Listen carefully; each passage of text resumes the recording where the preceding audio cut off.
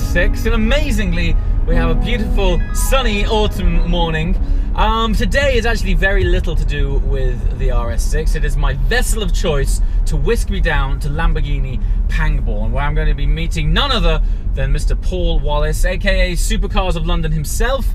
And we're going to dabble in some Lamborghini action. I have driven a few Aventadors. If you watch this channel regularly, you'll know that earlier on in the year, myself and Paul even drove the Aventador Superveloce. But I haven't got my hands on an Aventador S yet. Each and every time that I approach an Aventador, the concept of owning one is so compelling because they look fantastic, they sound amazing, they've got the exotic V12, and it's just one of the most exotic supercars that is currently available on the market right now.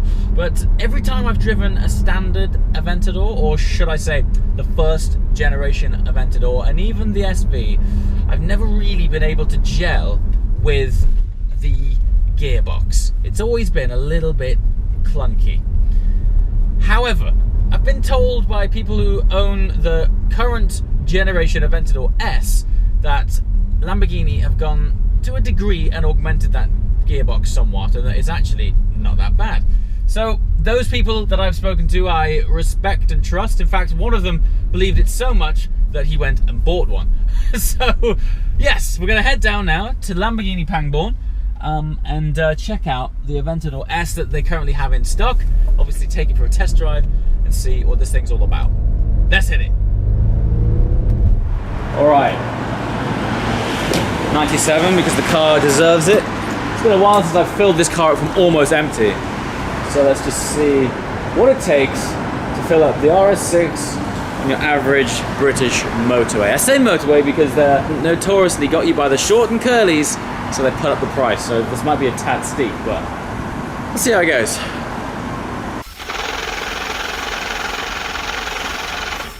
Oof. Practically bang on £100. For 67 litres of fuel.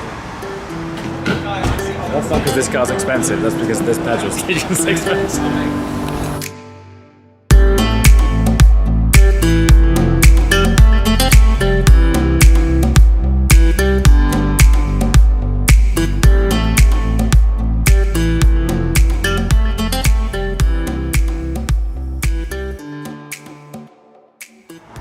Welcome to Lamborghini Pangbourne. It's the first time I've been here. Seen it online plenty of times. Let's go see where the...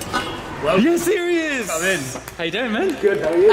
Awesome, mate. Really good. To Lamborghini Pangbourne, this I is know. my home. I was just saying, I'm trying to get that camera straight, just saying, seen this place online loads of times. Yeah. Feel like I know it well. First time here though, it's cool. Is it bigger than you expected? Is it smaller than you expected? They've very... got so many cars. Funnily enough, on the drive down here, I saw 3 Lambos. Did you? 2 Aventadors and a matte black Huracan Spider. I saw nothing. Okay. Never mind. Cool. So here we are. So actually, I've got a lot to thank Paul for because we had different plans. We did. And then Paul phoned me up and was like, forget that sounds boring. Why don't we just go drive some Lambos? Yeah. So I didn't say it was boring. Our plans were definitely going to be exciting, but not as exciting. Not as exciting as this. Yeah, so plan of the day, we're going to both go out in the Huracan Performante at some stage. And I'm going to get First time you've driven it on a UK road? Yeah, it is, yeah. Right-hand drive? Yeah, right-hand drive, yeah. And as terrible as our UK roads are, it's not going to be as bad as the Italian roads that they launched it on. Well, might as well have been on a rally track. It was ridiculous. So the roads around here are amazing. Okay, awesome. And then, I'm going to be taking out the Aventador S shortly. What is this? Oh, nice. What It's a wrap. shade is that? It's a wrap. That is a wrap. It's kind of like a satin purple almost. Cool. Anyway, without further ado, let's take a look around the showroom and then we'll meet up with Craig. Who's going to give me the keys to the Aventador S.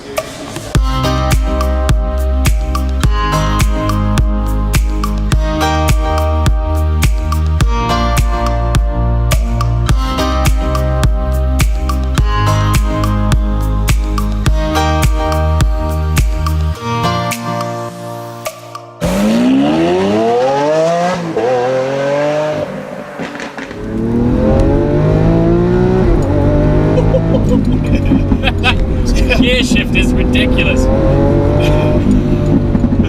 So just long right, just keep the power here, it's good. pickup is amazing. Oh, really good. It's got so much torque. Long left, speed's good. Just bring it, the power back into the end of the corner. It's beautiful. Gear shift just slams it home. Cool, so hello, this is Craig from Lamborghini Pangbourne, and today we have the pleasure of being in the new Lamborghini Aventador S. We picked one of the few sunny days that we've had in the last few weeks. And so, really I wanted to bring you guys my insight into what this thing feels like. If you follow the channel regularly, you'll know that my last Aventador experience was in the south of France with the Aventador SV. Now, I'd like to be able to, think that it's going to be an interesting comparison between those two cars, but I have to say that the guy that lent me the keys to that car had changed the ride height of the car, he changed the camber of the wheels, and so I'm not entirely sure if it was an accurate representation of how the SV actually is. He was adamant that turn-in was better and it rode better, but I've been in this car all of 10 minutes, and I can categorically tell you that this is better. Yeah. It's a lot smoother. Now, what I'm really interested in and happy to see is that we have the ability to independently control the dampers, the gear shift, with the addition of the Ego setting. Yeah, and powertrain as well. Which basically allows for you to have the more hardcore settings from gear shift, exhaust sound. Does it have any impact on traction? Traction, definitely, yeah. So between sports and Corsa, sport is more rear drive biased. Wow. Corsa is more four-wheel drive biased. So, Ego for me is what I would call British B-road mode, where you want to have all of that theatre and drama, but you want the compliance of what would otherwise be Strada. Yeah, exactly. Great addition. I found the SV and even standard Aventadors I've been in have, at times they've been a bit compromised because most of the roads that I drive on are sort of, British B roads, which can be nice and flowing, but what I found upset the balance of the car because it was often too stiff. This mode's really nice, compliant, and soft. The biggest addition by far though, which is making this car feel a lot smaller and agile and more agile than it is the addition of the rear wheel steer. I didn't imagine that it would have as much of an impact as it actually has done on this car. It feels a much more dynamic drive, and for some reason it's making the car feel smaller. Now I know that's ridiculous because same footprint, but the way this thing turns, for want of a better word, the whole thing feels more together. Do we have sounds to be heard? Let's go through in seconds. We have seconds. Second. Throttle. No.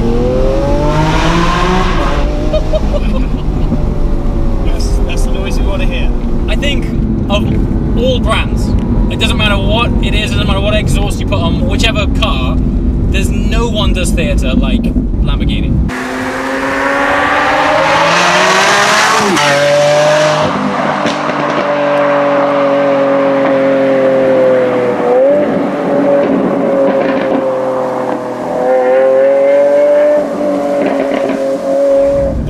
And the Aventador has such an iconic sound. You can hear them from miles away and you know exactly what it is. Actually, one of the main reasons which I enjoy cars so much is nothing to do with A to B or how technically sophisticated they are. It's how much of a smile I get from them. I think Lamborghini do smiles better than anyone else. Yeah. Like, all elements of practicality are completely out of the window. I was only looking around this earlier. It's such a big car, yet there's barely a space to put my phone. But as soon as you press your right foot, you don't care. It's the most delightful thing. Yeah. It's so full cool. of emotion. Yeah.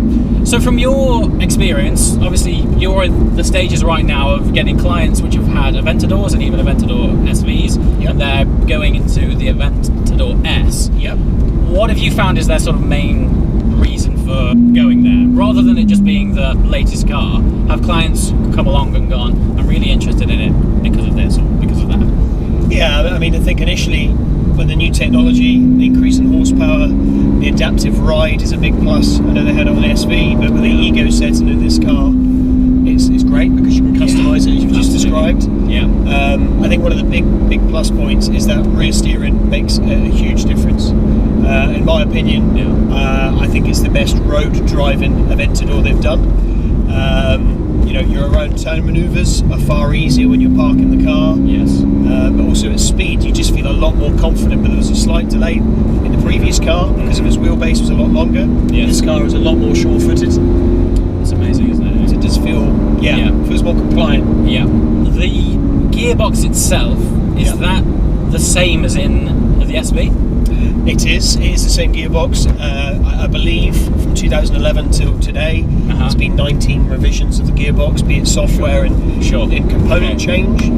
So it has been revised. I feel the gearbox matches this car perfectly because it has to have a motion with a change, with that lovely V12. Sure. So your upshift, your downshift, it just feels fabulous. It works. So even though it's the same gearbox in terms of physical structure of the box, whether or not I'm imagining this or not, or if it's wishful thinking, but the gearbox in this feels smoother than it does in the SV. Yeah, I think maybe the SV is more of an aggressive change because of the type of car it is. Sure. Maybe engineered further into it, where this definitely feels more usable because this is a road, a road car. It's a supercar for the road. So I feel they've made it a lot more impressionable on people.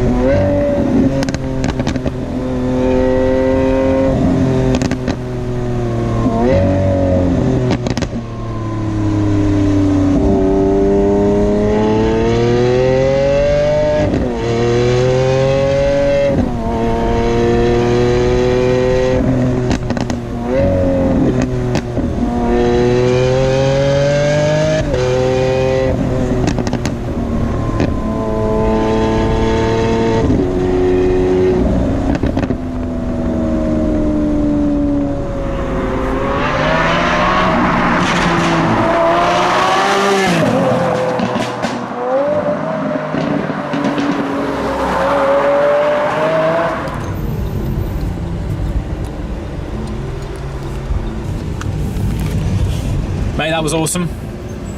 Thank you so much. No problems. It's really great to experience it because I only like to talk about cars that I've actually driven and experienced firsthand rather than just guessing. But it's kind of as expected. The gearbox is definitely an improvement. It's much smoother, it's crisp, and the engine, man. Well, that for me is like everything.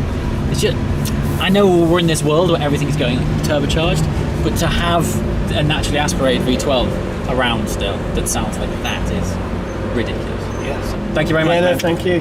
Lovely Appreciate to meet it. Cheers. Okay.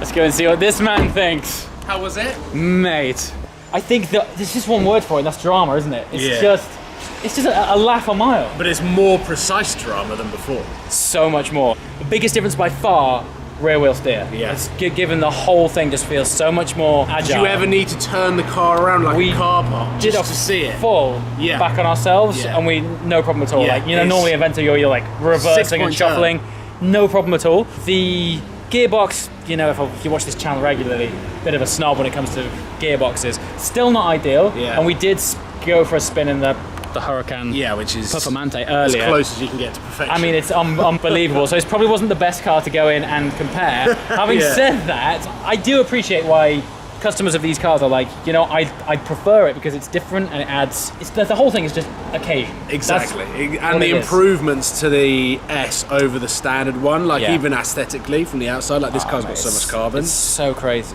And but I just love it. Like, and I'd buy one in a heartbeat if I won the lottery because It's crazy. They're expensive. they are very expensive. So you're not going to come out with any changes just over 300 grand really. Yeah. They're starting at 270. yeah, but then the by options. the time you put bits on, the options are endless. Yeah, Exhaust. Now, this is gonna sound crazy. So I was filming some drive-bys earlier. From the outside, you wouldn't need an upgrade, but from the inside, but I it's find that quite now muted. with so many new Many cars. that the sound dampening inside really it kind of takes away a little bit of the does a fun. bit. Yeah, it does a bit. The where- lift-off overarm is a joke. It's like Lamborghini were like, how much of a joke can we have with this car? And literally, every time you lift off, it's like a fireworks exploding behind your head. It's crazy. It's incredible. So yeah, I think the overall takeaway from this is I'm still yet to find a brand that does fun like these guys. Yeah, Sure, I just don't think you can. And also, like, that still does, in a weird way, an affordable mid-engine V12. Well, I was saying, if you want a rear mid-engine V12, Why or LaFerrari? basically you're over the £1 million. Yeah. Or way over. Yeah. So anyway, That's why I was saying it was affordable. It's definitely not affordable. it's not affordable at all. Cool. So we're now going to hop into the manga comic that is the Civic Type R over here. So after you watch this, hop over to Paul's channel. We're going to be talking Hot Hatch Tour. Yes. Hot Hatch we Tour. are. Let's do it. Thanks for watching, guys. Ciao.